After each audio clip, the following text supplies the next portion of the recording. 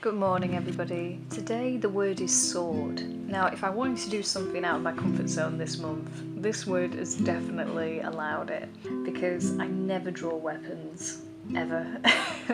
So this offered a really fun break for me to get against all the usual subject matter I just gravitate towards naturally. So the first thing I was doing really was thinking about the weapon of the sword and how I wanted to change that and make it more interesting than the usual or that I would initially imagine. When thinking about the word sword, I wanted to create something new and inspired by the cut-out steel beams that you can see in more modern architecture and how they can save that steel but still maintain the strength of the beam. I really wanted to try out that idea on a sword.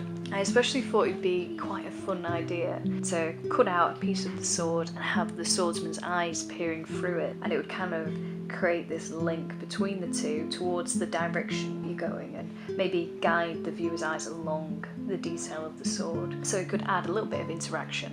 I thought it would be nice to contrast the man-made material and organic material in this piece. So I used a silver metallic ink in the sword and the shoulder blades of the woman's armour and kept the rest just in black ink, just like the original line artwork. Very little shading, again, just keeping it very flat.